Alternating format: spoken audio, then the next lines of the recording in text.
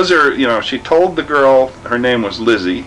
And when we have the photographs of Kate Morgan, which are a rather plain woman that didn't look anything at all, although I tend to think they sort of looked a little bit alike in some ways, their height, their features, the hair color, because there was some, to impersonate Kate, I thought there had to be some... There must be some similarity. Some similarity.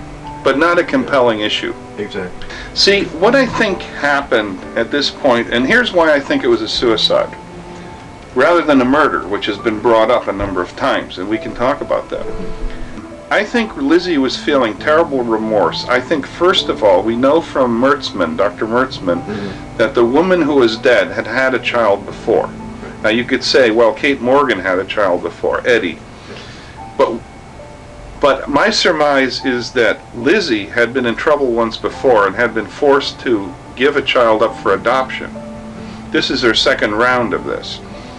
And that she was feeling terrible remorse because now she knew the jig was up. Spreckles wasn't paying. That must have been becoming apparent.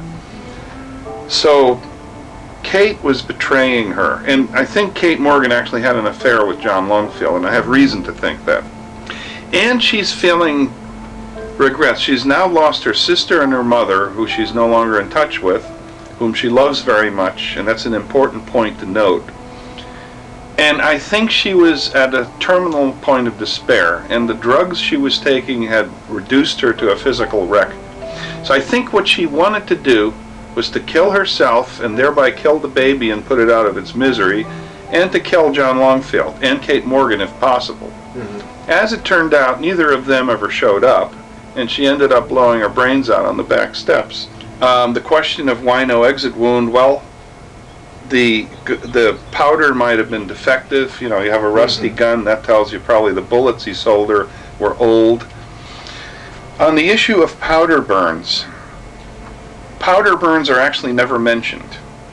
Now maybe that's because an important point that Mr. Agler brought up to my attention is that until that time there was no smokeless powder.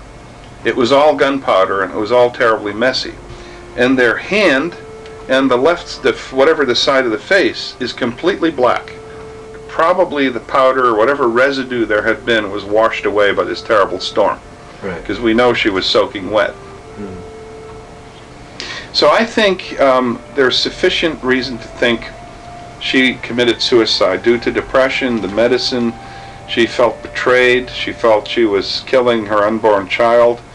She must have been terribly depressed and wanted to end it. And I think that makes a compelling case for suicide. Why would the ghost of Lizzie Wiley still haunt the Hotel del Coronado? That's a wonderful question. And if you believe in ghosts, and I'm not ruling them out, I think, really compelling way, I think she's trying to tell us the story of who she is and what really happened. And I think Lizzie is probably still stuck in the moment of 1892, of that terrible time when she had all this hope that Kate was going to, provide a way out, and that John would marry her, leave his wife and marry her, and they would have the baby. And then everything fell apart, and so she killed herself. I've never heard anything malevolent about her. But I was talking to a lady one day who was leaving the hotel. I was driving her to the airport. We had a nice conversation, and she said, "Boy, that ghost." And I said, "Well, what happened?"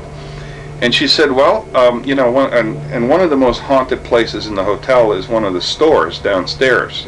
I don't know if it's still the same name, but it used to be 1888. And she said she was in there with the shopkeeper, and they were talking about something. And the door was open. Now this is in the hallways underneath the hotel, that arcade, where the Heart to Heart episode was filmed with Stephanie Powers on the bicycle. And she said all of a sudden it was like someone kicked the doorstop away and the door slammed shut. And I said, "Well, couldn't the wind have done that?" She said, "We were in a tunnel under the ground. There was no wind." And people have reported that kind of thing, that suddenly books will not fall out of the bookcases in the bookstore downstairs, Right. but a whole raft of them will go flying off the shelf across the room. You know the story of the Secret Service agent. In 1983, Vice President George Herbert Walker Bush was at the Hotel Del, and he had his Secret Service agents with him. This is actually probably the best known of the haunting stories. And so this great big strapping guy with his gun is up in a room. I don't know if it was her room, it was a room. And he was trying to go to sleep. And he said it was like a bowling alley upstairs. People were laughing and talking and walking around. So he finally called up the desk at 2 or 3 in the morning and said, "Can you make these people stop?" And the clerk said, "Well, what room are you in, sir?" And he told him, and then the clerk was silent for a second. He said, "Well, sir, you're on the top floor. There's nothing above you." And he said, "How fast can you get me out of this room?" That was another dead move. And this guy was armed and had a gun and probably jujitsu and whatever else. And I'm sure he was waiting outside the door with all his stuff when the bellboys came running.